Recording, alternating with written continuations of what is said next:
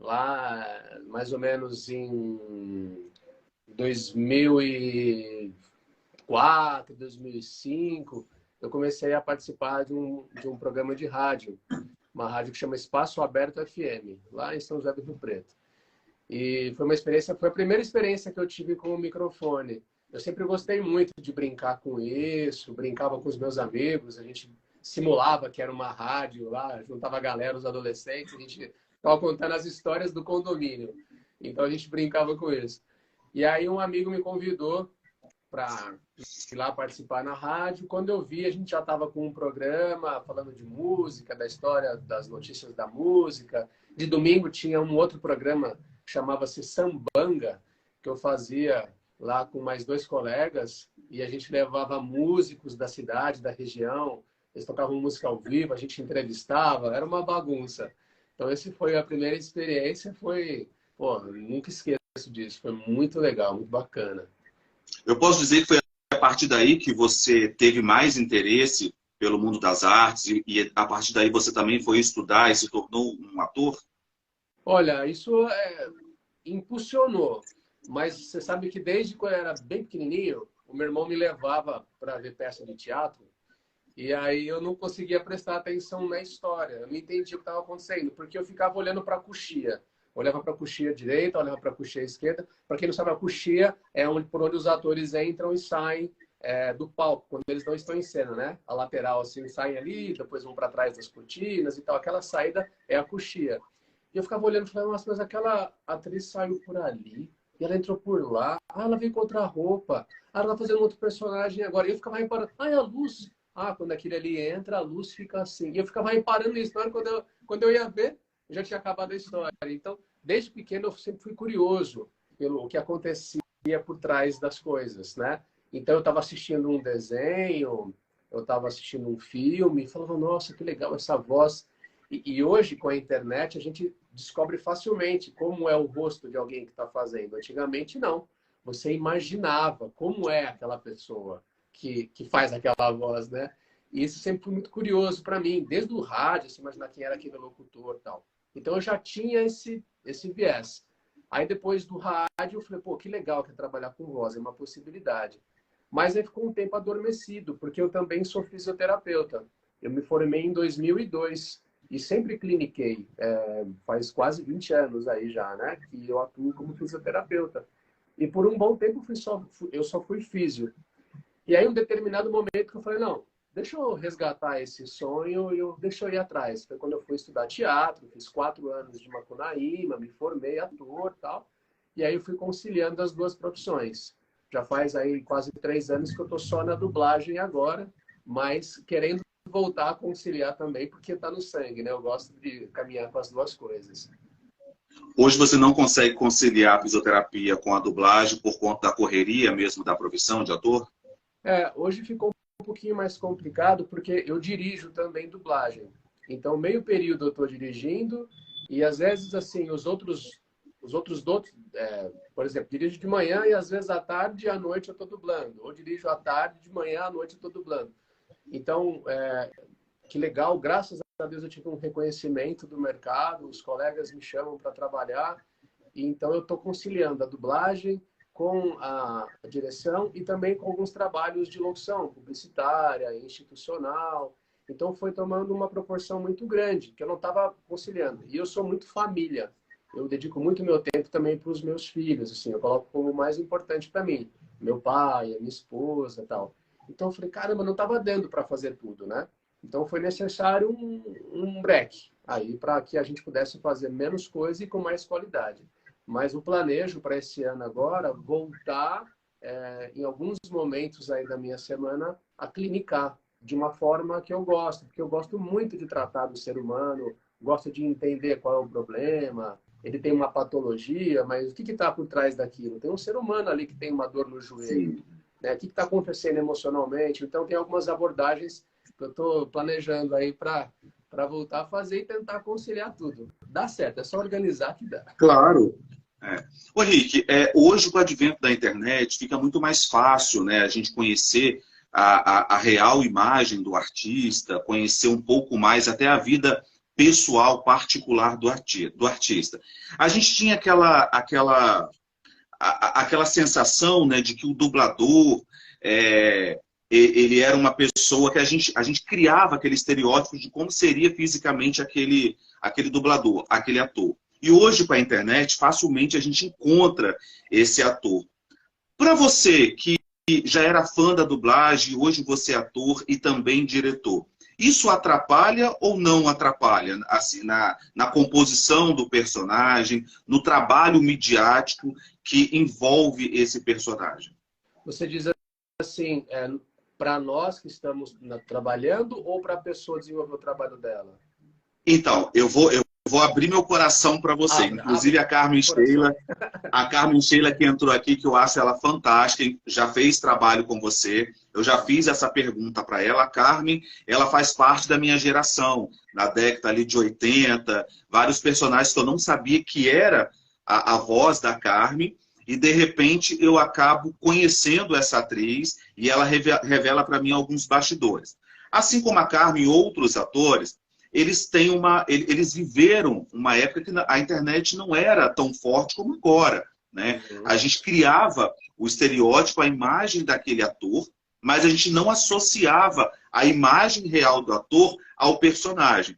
E alguns diretores, eles não queriam revelar a real imagem do ator, eles não queriam que revelasse quem era o dono daquela voz. Uhum. E era uma curiosidade de todo mundo. Segundo alguns diretores, isso atrapalha muito a questão mercadológica, né? Atrapalha muito a questão midiática do personagem. No seu ponto de vista, isso realmente atrapalha? Sabe o que eu acho? Que na hora que o cara vai lá e faz o trabalho e fica tão bem feito, todo mundo esquece um pouco essas questões que são, de certa forma, polêmicas, né? Eu acho que um trabalho bem feito meio que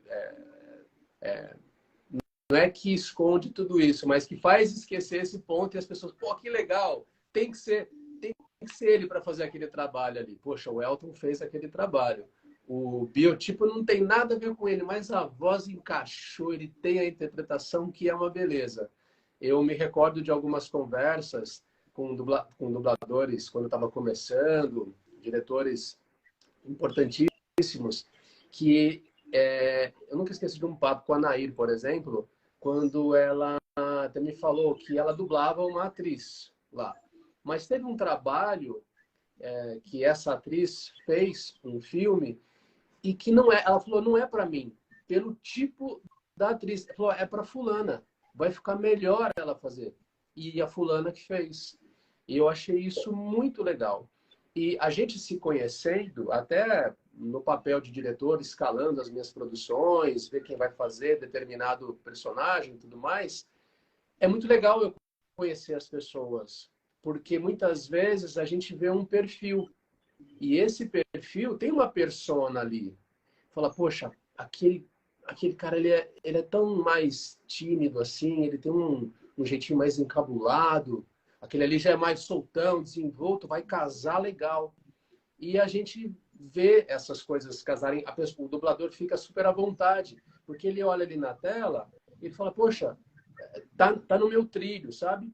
Claro que é importantíssimo o dublador saber sair dessa zona de conforto. Ele tem que saber fazer todos os tipos, desde voz caricata, ou mesmo aquilo quando é natural, fazer uma interpretação natural de uma persona que é totalmente oposta a dele. Eu já fiz muitos vilões, assassinos, sanguinários e tal, que eu não tenho coragem de matar uma formiga. Você tem que navegar naquilo. Então, eu acho que, assim, pra gente, eu acho que é um facilitador. Talvez para muitas pessoas, quando elas olham, elas possam ter uma decepção. Ah, eu não imaginava que ele era assim. Não é possível. Eu imaginava essa pessoa totalmente diferente. Eu achei que ela era alta, forte, que ela tem uma voz pesada. Tem vários dubladores que são pequenininhos e tal, e tem uma voz pesada, né? E tem dubladores que são grandes, tem uma voz leve, sim, tranquila, são doces, né? Então, talvez por esse julgamento possa trazer, mas eu parto sempre do pressuposto que se a pessoa fizer um bom trabalho, se ela convencer ali, todo mundo vai esquecer esse ponto. Olha só, eu fico... Quando eu te conheci, né, através de algumas entrevistas também, até mesmo das redes sociais, eu não consegui te associar aos personagens em que você fez. Eu olhei a sua imagem e falei, caramba, não parece, né? É muito... destoa um pouco. E para alguns atores, dubladores, eles falam que isso é muito bom, que isso é muito legal, você destoar um pouco a imagem física do ator e do personagem. Você consegue brincar tanto com a sua voz que você consegue dar vida a um vilão, você consegue fazer um anime, você consegue dar vida a até mesmo aquele Henry da Locomotiva, né? O Henry. O Henry, desculpa. Thomas e seus amigos. Imagina. É o Henry, Então, o que você faz? Qual elemento você atribui à sua voz para você conseguir brincar nesse campo todo e você conseguir trabalhar com todos esses personagens que são bem distintos uns dos outros? Eu acho que um facilitador é eu ter a voz branca. Minha voz é considerada uma voz branca.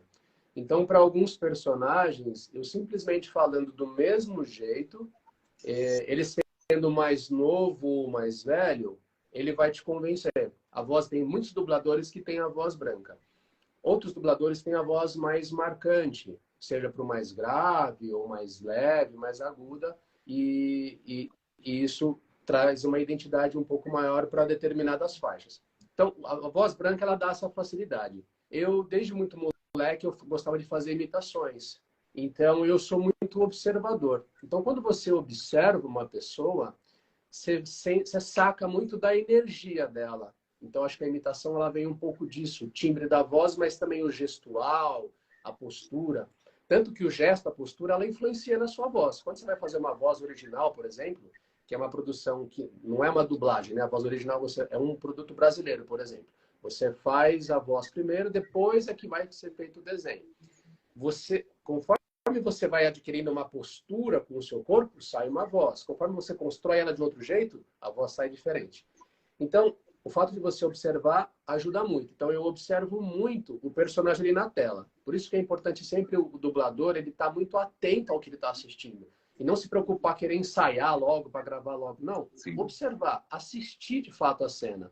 E eu faço muito isso, então eu assisto. Então, por exemplo, o Henry, que é um trenzinho, você tem que sacar o universo. É um universo de criança. Eu convivo com as crianças, meus filhos aqui há muito tempo. Ele é super fofinho, ele é medroso. Então o Harry tem a coisa... Ah, Henry, é você? Eu achei que fosse o abominável Homem das Neves. Então ele joga a voz mais lá para baixo, muito sutil.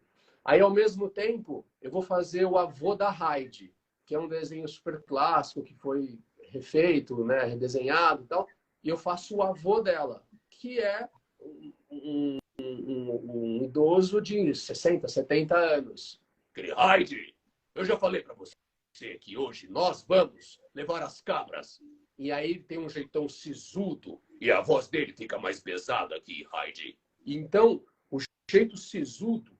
E o idoso, ele não é aquele cara ansioso que fala super rápido aqui. E Elton, beleza? Como é que você tá, cara? Vamos dar esse papo. Não, o idoso, ele gosta de conversar mais, de uma forma mais tranquila. E aí você começa a dar uma pesada e falar de um jeito um pouco mais devagar, que aí vai encaixar de um jeito. Então, é muito de você observar, saber variar a voz, sim, mas o que mais convence é a interpretação e você ir na energia daquele personagem. Então, seja um infantil, um anime, ou mesmo um filme clássico. O ator de dublagem, por exemplo, você pode fazer mais do que uma dobra, dependendo da produção. Então, já aconteceu das pessoas me colocarem numa mesma produção para fazer um cara mais jovem, tipo da minha idade mesmo, ali, o cara fala, oi, tudo bem, como é que você tá? E dali a pouco era um cara de uns 70 anos. Porque às vezes você precisa do elenco ter essa flexibilidade. E aí casou. Assiste, porque também era um cara que ele tinha um ar mais jovial, a voz dele no original já é mais leve, ele não é um cara tão... Então você consegue dessas osciladas. Eu acho que vai muito disso. De você observar bem e de você sacar a energia do personagem e sacar o universo que você tá. Ô, Henrique, eu acho assim, um filme que eu adorei, assisti já umas 3 vezes, e quando eu soube, né, que você também fez esse filme, eu também fiquei surpreso. 12 anos de escravidão. Eu acho assim, uma história sensacional, fantástica. E eu queria que você comentasse um pouquinho também sobre a sua participação nesta produção. Foi um dos primeiros filmes que eu fiz, né? Esse filme foi dublado na Vox Mundi. E eu falei, caramba, meu, uma baita de uma produção. Eu amei esse filme também. Acho uma história fantástica, super bem feita. Muito linda a história. E eu não me lembro agora de cabeça, me desculpa o nome do personagem que eu fiz, mas ele faz parte da dupla que engana o protagonista e o leva para esse regime que ele ficou tanto tempo lá em escravidão, né? Ilude ele. Então são personagens que primeiro tem que contar, olha, vai ser legal para você, vamos lá. Então ele tem toda uma caricatura, um jeito de fazer, e depois mostra a face verdadeira. E aí você vai assistir junto com o elenco que você está fazendo parte e você fica assim, caramba, eu fiz parte disso, né? Que legal. E esse foi um dos primeiros filmes que eu pedi para... Nossa, quando sair me fala que eu quero baixar, eu quero ter esse filme, assistir. Então, foi um desafio muito grande, porque eu estava começando, é uma produção importante e tal. Não que as outras não sejam, mas tem um peso sempre, né? Daquilo que você vai fazer, a visualização e tal. Então, foi esse desafio de você falar, não, beleza, tô aqui, agora vamos lá, né? Você não pode amarelar, tem que mandar ver. E aí foi uma delícia, né? Que aí você se diverte. Então, do começo, nós vamos também para um outro patamar, porque hoje você também faz parte de uma produção que já bateu recorde aí de bilheteria, que é Pantera Negra, né? Então, assim, você também já estreou num filme muito bacana, com uma linguagem fantástica, bem acessível, uma história muito, com apelo social também muito grande, e agora também com um recorde imenso também para o seu currículo, porque hoje essa produção é uma das mais assistidas no mundo. Como que você também avalia essa produção e o seu personagem? Do Pantera Negra, você fala, né? Pantera Negra. Então, o Pantera Negra foi legal, porque é um filme para cinema, então tá todo mundo olhando para aquilo, né? E como se não bastasse, eu chego no estúdio para gravar, um estúdio da TV Group, que foi feita essa dublagem, a direção do Sérgio Cantu, que é um excepcional profissional, baita dublador, diretor, uma pessoa incrível, assim, um gentleman. E aí eu entrei para gravar todos os primeiros anéis do filme em Jogo. São todos, eu ia fazer a abertura toda do filme e a primeira cena do filme que o Indiogo tá junto, ali falando das armas que eles estão se organizando, tudo mais. Quem está contracenando comigo é o Bretas, excepcional dublador também. E aí, cara, você imagina a responsabilidade disso, de você abrir um filme, um blockbuster como esse de repercussão mundial no cinema e você começar logo de cara já fazendo a abertura. Para mim foi uma baita de uma experiência, porque ele está contando toda aquela história do surgimento da civilização de Wakanda, toda aquela narração, sou eu fazendo, que é o Indiobo contando para o filho dele como que surgiu a civilização Wakanda. E depois aquela primeira cena toda que mostra que revela que foi ele que levou o Vibranium para o povo fora da civilização de Wakanda, tal, então ele está ali. E aí foi engraçado que, assim, beleza, gravamos, o Cantu foi muito legal, direcionando, trazendo com todo cuidado, me deixando super à vontade. Ali o pessoal é incrível, né? Você fazer os trabalhos ali para a Disney, Sim. sempre muito bem assessorado, tudo bem acompanhado, um clima super legal. E aí, beleza, gravamos, maravilha, sensacional. E o top de tudo isso, cara, foi quando a gente foi no cinema. Aí eu levei meus filhos, vai todo mundo pro cinema. Fui eu, meus 2 filhos, a minha esposa, e aí sentamos lá para assistir. Quando começa o filme, e a criança, cara, a criança é espontânea. Aquele silêncio no cinema, e eu sou muito tímido. Eu não sou muito de me expor, tal, eu sempre fico mais na minha. Aí o meu filho levantou, apontou o dedo para a tela e falou bem alto: "É você, papai?" Aí... Eu falei, Miguel, senta aí, senta aí. Papai, senta aí, senta aí. A pessoa meio olhando assim, como assim, né? E aí foi fantástico, porque meus filhos já tinham visto coisas que eu fiz, né, de desenhos e tudo mais, mas no cinema foi a primeira vez, com aquela tela gigante, você vendo a sua voz saindo naquelas caixas de som maravilhosas do cinema, que sai o som da frente, sai o som de trás, sai o som de cima, parece que sai o som da cadeira, ela treme, né? E a sua voz ali fazendo aquela abertura, contando aquela história, e a primeira cena, e a tua família ali vendo, né, que é tua plataforma, né? E eles vendo e olhando, curtindo assim, cara, é sensacional. Não tem, é indescritível essa Tá, sensação. mas e aí, lá no cinema, você não revelou que era você, o Não, ator, fiquei né? quietinho. Dono daquela Fiquei voz? quietinho. Fiquei quietinho lá. Falei, senta aí, Miguel, senta aí, senta aí. Você também fez Abracadabra 2, né? Fiz. Cara, o Abracadabra 2, o ator é o Tony Hale. Ele é fantástico. Tony Hale é um... Eu me inspiro nele até para... Se eu voltasse um dia a fazer peças de teatro, eu quero seguir essa vibe dele. Assim. Ele é muito bom, ele é fantástico. Eu comecei a fazer o Tony Hale numa série do Disney Plus, muito legal, que eu recomendo que as pessoas assistam, porque você pode assistir com a família, é super leve e traz uma mensagem super legal de mensagens subliminares, tal, que é bacana a gente refletir sobre isso. Essa série chama-se A Misteriosa Sociedade Benedict. Ela está no Disney Plus. Eu fiz o teste para esse personagem, foi um presente do Thiago Longo, que é um excepcional dublador, diretor da TV Grupo, um amigo, um cara, gente fina demais. Ele me indicou para o teste, fiz o teste e passei.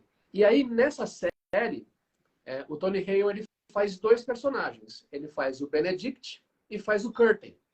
São irmãos gêmeos, só que um tem uma personalidade tanto para um extremo e o outro tem para o outro. Um é totalmente tímido, meio rápido, ele fala tudo mais leve, assim, tal. E o outro é um cara mais reservado, tal, enfim. Então, ali foi um desafio muito legal para fazer esse cara. Eu já vou chegar no Abracadabra 2 por conta dele. Porque a gente teve que fazer esse trabalho e o diretor falou assim, olha, eu não quero que você faça nada caricato, eu não quero que você... Nada. É a voz natural. Você tem que sacar a energia de cada um. E aí foi muito legal. Um dia a gente estava gravando, o próprio técnico que estava gravando, ele entrou um pouquinho depois e falou, quem que fez o outro aí? Ele estava gravando o Curtin, eu já tinha gravado o Benedict. Ele falou, quem está fazendo o Benedict? Aí o diretor falou, não, é o Henrique. Não, o técnico não reconheceu. E eu falei, puta, que legal, é isso que a gente precisa. É isso daí. E sem ser nada caricato, natural, mas indo na energia de cada um. Bom, o trabalho foi pro ar, já está a segunda temporada no Disney Plus, recomendo que as pessoas assistam. E aí vem o Abracadabra 2, que ele também vem fazendo dois personagens, só que em tempos diferentes. Você assistiu o Abracadabra 2, tem um momento de um tempo mais antigo e um momento mais presente. E ele está nos dois tempos, e com personas totalmente diferentes.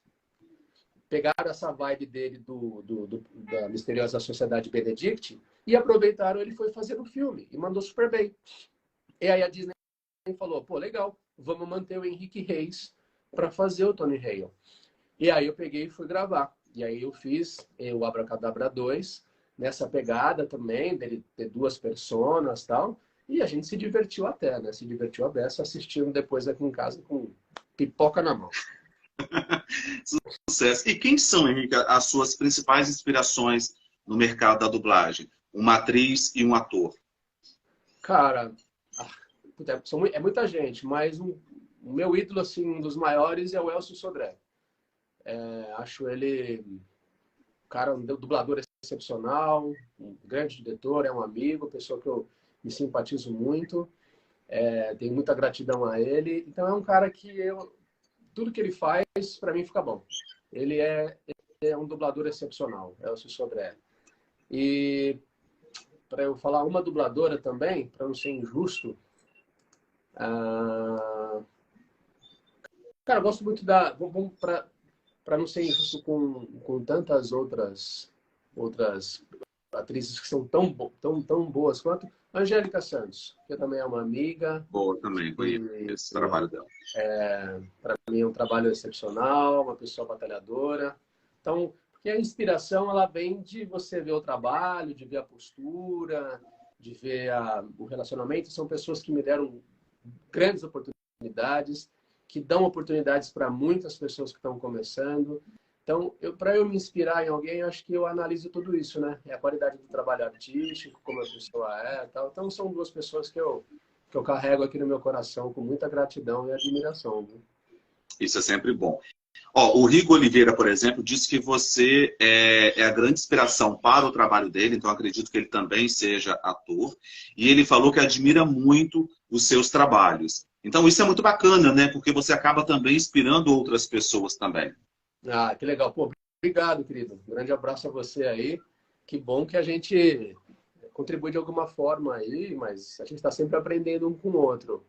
Cara, eu acho que isso aí acontece, né? O seu trabalho está aí no ar o tempo todo. Quando você está dirigindo, eu gosto muito de dar dicas para as pessoas quando eu acho que elas são pertinentes. Você ajudar a construir uma história, uma formação de um dublador. E eu acho que a gente tem essa responsabilidade, né? Fazer um trabalho bem feito para que fique bem dublado e também para que os colegas falem, pô, que legal, vamos lá, vamos fazer bem feito, está todo mundo fazendo bem feito, tem que ser por aí mesmo o caminho, qualidade, respeito à dublagem, né? Eu acho que você influenciar as outras pessoas é um caminho muito legal. É por isso que eu gosto, vira e mexe, de publicar alguma coisa minha, até pessoal, assim, uma coisa que eu faço com meu filho, recentemente fiz uma locução para uma casa que eu frequento muito, de campanha de Natal, eu pego lá e divulgo e tal. Porque eu acho que já que você está nesse papel, e já que as pessoas estão te observando, não vamos perder a oportunidade de mostrar coisas boas para que elas absorvam isso e também façam coisas boas. E aí a corrente vai. Henrique, alguns atores, dubladores, têm investido na sua própria carreira e montado o seu estúdio dentro de casa mesmo, até mesmo em alguns escritórios. Na televisão agora também não está muito diferente, tá? Hoje, por exemplo, de Casa Nova, hoje nós estamos na rede SDP para todo o país, canal 121 em algumas regiões do nosso país e canal 21 para outras regiões. Como o nosso programa ele vai ao ar de segunda a sexta, das 17 às 17h30, né? Hoje nós não conseguimos estar todos os dias nas ruas gravando, até mesmo dentro do estúdio, por conta de uma outra função paralela que a gente também precisa de seguir. Além de ser jornalista, eu sou funcionário público e trabalho numa rede pública de ensino. E hoje, parte das gravações do programa eu consigo fazer fora do estúdio da TV. Né? Isso também na dublagem se tornou muito comum, né? Primeiramente, parabéns aí pela sua história aí. Obrigado. Tá lá e cá, né? Eu sei como é que é isso. A gente se desdobra e vai e faz, né? Mas a gente gosta, a gente vai que vai, né? E, pô, que legal e que seja sempre um sucesso aí cada vez maior. Amém. Eu acho muito legal quando na vida você tem possibilidades. E que essas possibilidades, elas não tirem nada de ninguém. Então, por exemplo, a dublagem, ela caminhou, por conta da pandemia, para os estúdios de casa, né? Os home studios. Hoje ela está de uma forma híbrida, pelo menos por enquanto, ninguém sabe muito bem como as coisas vão continuar.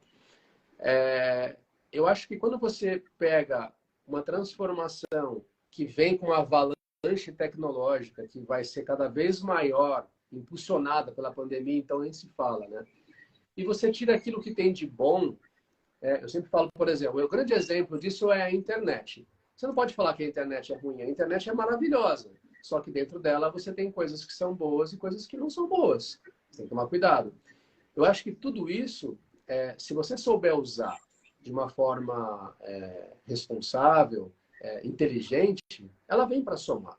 Então, muitas vezes, alguma produção, por exemplo, as pessoas levam muito tempo para se deslocar de um estúdio para outro. Isso é natural, porque a gente vive numa grande metrópole, enfim. Não pode ser uma desculpa para você não querer ir para o estúdio. Tem produtos que o cliente fala, não, eu quero que seja aqui. O diretor diz, eu prefiro que seja aqui. Então, você vai lá, grava, tá tudo certo. Tem outros produtos que tá tudo bem. Pode ser feito a gravação de forma remota, seguindo os critérios de um bom estúdio, um bom microfone, etc. E aí, quando você tem essa possibilidade, como você de gravar aí, não dá tempo de fazer as coisas para a rua, você está fazendo e produzindo, cara, que legal. Porque, veja, você mesmo, se você tivesse que sair, você trabalha como servidor público. Você tivesse que sair e fazer os seus corres. Talvez você chegasse cansado e não produzisse tanto. E a gente tem que olhar para o ser humano como alguém que possa produzir de uma forma tão boa que, por exemplo, você está produzindo de casa, você não teve que sair para se deslocar para um monte de lugar. E aí você está descansado, você está no seu ambiente, você se alimentou, você está perto de alguém. Mais ou menos, né? Mais ou menos. Mais ou menos. Então, talvez aí você consiga produzir, ter ideias, insights, inspirações para a sua vida, até melhores do que se você estivesse correndo, preocupado com um monte de coisa. Isso não vai invalidar nem tirar as suas gravações de fora. Você vai continuar fazendo. Então, eu acho que se a gente tiver inteligência, paciência e calma para casar tudo, eu acho que vai ser bacana. Acho que é interessante. Voltamos. Gente, o Rigo Oliveira, o Henrique, ele trabalhou com você, ele também é ator, dublou com você, porque você também fez dublagem de novelas, eu acho, mexicanas, né? Então, o Rigo Oliveira, ele foi seu colega de trabalho. Um abraço, verdade. Rigo. O El Dandy. A gente fez o El Dandy. Ele fazia o Dias. É verdade. Pô, é muito legal essa novela. É muito legal. Eu fazia o Dias. Ele era o El Dandy, isso. Ele era o protagonista na novela e eu fazia o Dias. Era uma trama policial e tudo mais.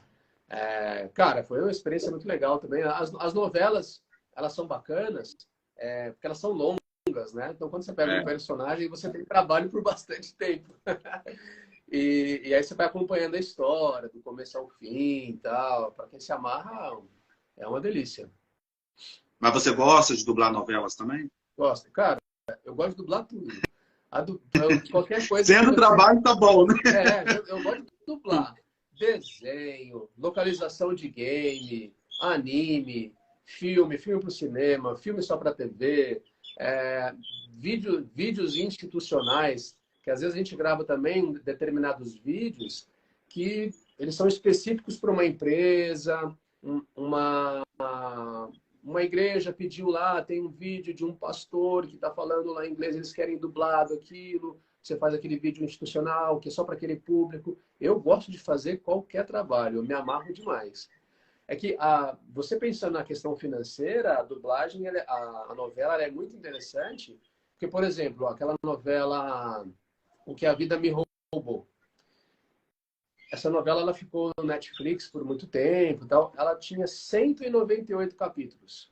Eu fiz um personagem que foi do capítulo 1 ao 198.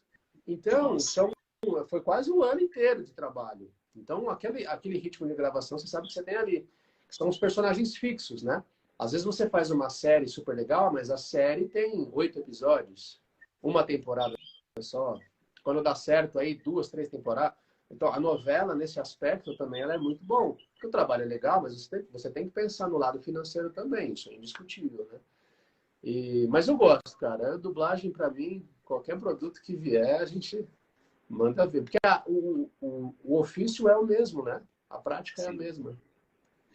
Quem acompanha o programa Na Lente sabe e gosta de ouvir bastidores, Henrique. Alguns bastidores me surpreenderam. Por exemplo, eu sou muito fã de Caverna do Dragão. E entrevistando a Mônica Rossi, por exemplo, ela fez a Diana de Caverna do Dragão, e eu fui perguntando sobre os personagens e tal. E quando eu cheguei em Caverna do Dragão, ela foi tão espontânea que ela falou assim, isso foi uma droga. Desse jeito, eu falei, oi? Aí ela, eu odiava gravar a Caverna do Dragão. E na hora, assim, eu fiquei tão surpreso com a resposta dela, porque ela foi tão espontânea que eu não esperava ela responder daquela forma, que logo depois da entrevista, uma meia hora depois, ela me mandou um WhatsApp com um áudio bem extenso, me pedindo desculpa. Ela falou, olha, me desculpa, perdão, eu fui muito sincera na entrevista com você, mas na hora que você me fez a pergunta, eu só pensei na dificuldade que era gravar aquele personagem e tal. Eu não quis mais, em momento nenhum, tirar o prestígio do personagem e fazer com que você ficasse decepcionado. Eu falei, de forma alguma, pelo contrário. Eu fiquei surpreso em ouvir os bastidores em que ela me contou para gravar aquela personagem, que eu fiquei assim surpreso com a resposta dela, mas feliz ao mesmo tempo, porque faz parte da minha história, né? A construção daquele personagem, aquele desenho fazia parte da minha história. No seu currículo, Henrique, tem algum trabalho que realmente você teve dificuldade em fazer, ou até mesmo que você, na sua avaliação, você poderia ter indicado o outro ator, ou não saiu do jeito que você esperava? Olha, dificuldade sim, né? Tem dificuldade de fazer. Por exemplo, a novela turca. Ela é mais difícil de você fazer porque você não está acostumado com o idioma. Então, é mais difícil para você saber onde o ator está, onde que ele deu a pausa. Então, depois você pega o jeitão do personagem e você vai que vai. Eu fiz uma novela turca e aí é engraçado, porque depois de uns 6, 7 meses gravando, cara, não que eu falar entendesse turco, mas eu já sabia onde ele estava no texto. Você vai se familiarizando, é muito louco, mas você não faz isso sempre. Então é mais difícil do que o inglês, por exemplo, que você está acostumado. Mas eu acho que Só um mais minutinho. Quando você fala isso, o texto tem que casar dentro da boca, né? O texto tem que casar. Exatamente. Entendi. Não. E se ele está falando assim, então eu estava ali falando com o Elton e aí eu peguei uma xícara de café, essas coisinhas todas você tem que fazer juntinho. Entendi. E aí, por exemplo, ele está falando aqui, o americano fala, ele fala o again, que é outra vez, que sempre tem no texto lá de novo. Você falar de novo, não vai bater com again. Então talvez seja melhor você falar outra vez. Again. Outra vez. Vou fazer isso. O formato da boca fica parecido. Para parecer. Você tem que fazer o máximo possível para a batida ser igual. Eu não posso, por exemplo, pegar uma palavra e falar assim, banana. Tem 3 sílabas. Eu não posso falar, dublar uma coisa que tenha 2 sílabas. Mandar um oi. Não vai bater. Então, e aí, no inglês, isso é mais fácil. Quando você está num idioma diferente, que é um turco, um japonês, coreano, tem os doramas, né? Que tem tanto doramas hoje em dia também. É mais difícil porque você não está familiarizado com o idioma. E muitas vezes o que eles falam tem um tamanho maior. Às vezes o cara fala, tiraná, tiraná, tiraná. Ele está falando, boa tarde. E aí, como é que você adapta isso? Então, tem que ter uma boa tradução. E aí, você também ali no estúdio, junto com o diretor, você tem que também fazer uma adaptação, criar texto na hora. E a dublagem é tudo muito rápido. Porque eu estou marcado das 9 às 11. O Elton vem depois de mim, ele está das 11 ao meio-dia. E depois vem o fulano, do meio-dia às 2. Então, e o estúdio tem que rodar. É uma produção, é uma indústria. Então, você tem que, na hora, você não vê o texto antes, você vê o texto só na hora. Então, chegou na hora, você e o diretor, puta, vamos aqui. Nossa, tá ficando curto, não tá dando batida. Ele termina de falar ali antes, precisa de mais 2 sílabas. Pensa numa outra palavra. Vamos encaixar aqui, põe um talvez aí junto. Aí você encaixa. E tudo isso é um insight na hora, rápido. Espontâneo, né? E muitas vezes você está passando, na passada você já sabe que ali vai ficar pequeno, você já tem que mudar. Então você já bola uma palavra, já grava e pau, faz caber. Mas isso são 10 anos de prática, com o tempo você vai ganhando canja, né? Você vai fazendo. Então acho que de dificuldade, mas é isso. Quando você pega um outro idioma que você tem que fazer casar. Eu sou muito chato nisso. Eu fico procurando a boquinha para trocar, sempre tentar entender o que está sendo falado. De achar que aquele trabalho não era para mim, eu nunca me deparei com isso. Eu acho que eu fui bem escalado, assim, pessoal. Eu convivo com bons diretores aqui em São Paulo, no Rio também, quando eu faço algumas produções para eles. São bons diretores que têm bons critérios. Então, eu sempre me senti à vontade para fazer. Nunca teve putz, esse daqui não era para mim, não dá certo. Eu acho que deu para a gente sempre navegar. Então, acho que é mais essa questão da dificuldade mesmo, assim, do idioma e tal, mas acho que mais no geral é isso aí. Perfeito, Henrique. Olha, eu quero te agradecer a sua participação aqui no programa Na Lente. Deixa externado aqui que eu sou admirador do seu trabalho, você é um excelente ator. Fiquei muito surpreso em algumas produções em que você fez, eu já admirava aquela produção e o personagem. Te conhecer assim, aproximar, né, o personagem do ator, isso para mim é magnífico. E te agradecer pela sua disponibilidade mais uma vez. Imagina, eu que agradeço aí o seu espaço para a gente poder falar do nosso trabalho, dizer para as pessoas prestigiarem a boa dublagem, estarem atentas a isso. Nós temos excelentes trabalhos no nosso mercado. Eu peço que as pessoas observem isso. Temos muitas pessoas dedicadas a essa indústria, que querem levar um bom trabalho para a casa de vocês. E um espaço como o seu que dá oportunidade para a gente vir aqui, bater esse papo, falar desse universo tão legal, né? Tão bacana, tão diferente. E é um prazer, te agradeço mesmo aí. Você é um cara muito legal e desejo muito sucesso aí no seu programa, que tenha vida longa. Obrigado. Se Deus quiser. E amanhã eu converso com a atriz Thaís Garaípe. Ela vai revelar bastidores da Globo, ela que já participou de diversas novelas, entre seus currículos, mais de 15 novelas na Globo, carreira nacional e internacional. Nós vamos revelar alguns bastidores dessas produções e, é claro, também relembrar algumas personagens em que a Thaís deu vida. Obrigado, o Henrique. Olha só, o Rico está mandando um abraço para você e dizendo que... eu acho que ele te segue lá nas redes sociais. Obrigado, Rico. Um abraço para você, querido. Obrigado, grande abraço aí. Você é gente boa demais. Obrigado, Henrique. Valeu, saúde e sucesso sempre, meu amigo. Obrigado, bom final de dia. Obrigado, Rico. Um abraço. Obrigado. Você e sua família. Obrigado. Tchau. Tchau.